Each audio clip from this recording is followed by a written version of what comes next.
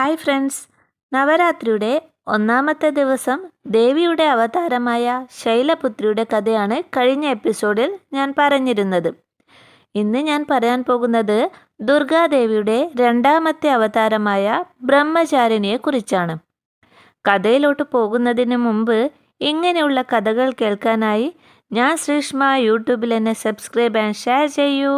പിന്നെ ലൈക്ക് ചെയ്യൂ, bell icon press ചെയ്യൂ.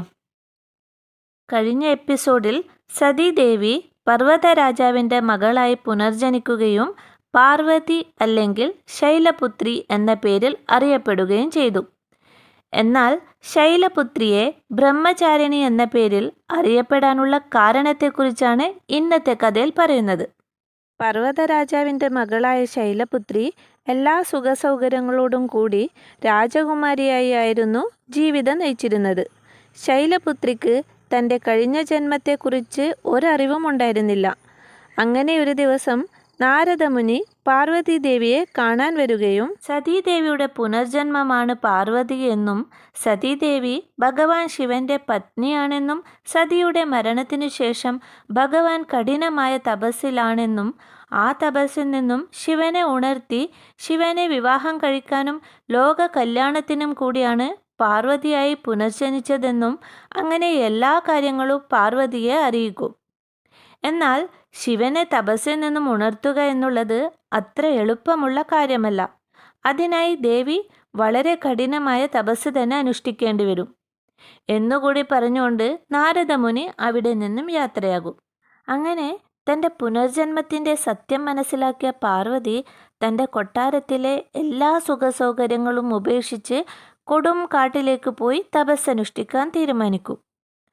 മകൾ കൊടും കാട്ടിൽ തപസ്സിരിക്കാൻ പോകുന്നതറിഞ്ഞ പാർവതിയുടെ മാതാവിനും പിതാവിനും വളരെ വിഷമം തോന്നും.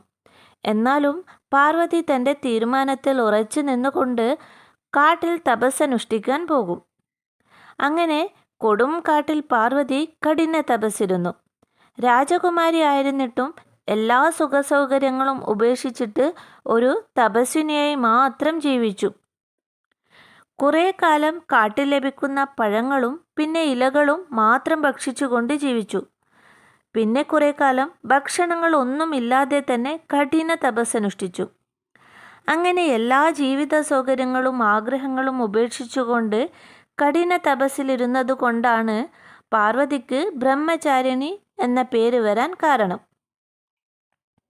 അങ്ങനെ ദേവിയുടെ കഠിന തപസ്സിൽ സന്തുഷ്ടനായി ബ്രഹ്മാവ് പ്രത്യക്ഷപ്പെടുകയും എല്ലാ ദേവീദേവന്മാരും ദേവിയുടെ തപസ്സിൽ വളരെ സന്തുഷ്ടരാണെന്നും ശിവഭഗവാൻ വേഗം തന്നെ ദേവിയുടെ മുന്നിൽ പ്രത്യക്ഷനാകും എന്ന് പറഞ്ഞുകൊണ്ട് ബ്രഹ്മാവ് അപ്രത്യക്ഷനാകും. ഘോര തപസ്സനുഷ്ഠിച്ചിരുന്ന ശിവന്റെ കാതിലും ബ്രഹ്മചാരിണിയുടെ കഠിന തപസ്സിൻ്റെ ശബ്ദം മുഴങ്ങാൻ തുടങ്ങും. ഇത്രയും കഠിനമായി തനിക്ക് വേണ്ടി തപസ്സിരിക്കുന്ന സ്ത്രീ ആരായിരിക്കും? സതീദേവിക്കല്ലാതെ ശിവന് വേണ്ടി ഇത്രയും തപസ്സിരിക്കാൻ വേറെ ആർക്കും സാധിക്കില്ല. ബ്രഹ്മചാരിണിയുടെ കഠിന തപസ് കാലാന്തരങ്ങളായി ഘോര തപസ്സിലിരിക്കുന്ന ശിവനെ തപസ്സിൽ നിന്നും ഉണർത്തിച്ചു. അങ്ങനെ പാർവതി ദേവിയെ പരീക്ഷിക്കാൻ വേണ്ടി ഒരു സന്യാസിയുടെ രൂപം ധരിച്ചുകൊണ്ട് ശിവഭഗവാൻ പാർവതിയുടെ അടുത്തേക്ക് ചെല്ലും.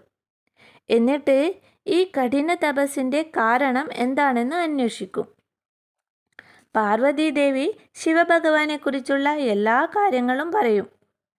ഇത് കേട്ട സന്യാസി പാർവതിയോട് ശിവഭഗവാനെ പുച്ഛിച്ചുകൊണ്ട് വളരെ മോശമായ രീതിയിൽ സംസാരിക്കും. എന്നാൽ പാർവതീദേവിക്ക് ശിവനെക്കുറിച്ചുള്ള ഒരു മോശമായ സംസാരവും ഇഷ്ടപ്പെടില്ല. ദയവ് ചെയ്ത് ശിവനെക്കുറിച്ച് ഇങ്ങനെ മോശമായി സംസാരിക്കരുതെന്ന് ആദരപൂർവ്വം സന്യാസിയോട് അഭ്യർത്ഥിക്കും.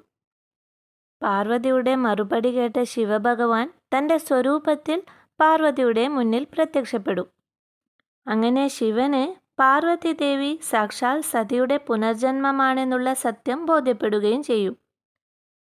വെളുപ്പാണ് ബ്രഹ്മചാരിണിയുടെ നിറം. സമൃദ്ധിയുടെയും ബുദ്ധിയുടെയും അറിവിൻ്റെയും രൂപമായി ബ്രഹ്മചാരിണിയെ സ്മരിക്കുന്നു. അടുത്ത എപ്പിസോഡിൽ ദുർഗാദേവിയുടെ മൂന്നാമത്തെ അവതാര കഥയുമായി നമുക്ക് വേഗം തന്നെ കാണാം. അപ്പോൾ എല്ലാവർക്കും താങ്ക് യു, ബൈ.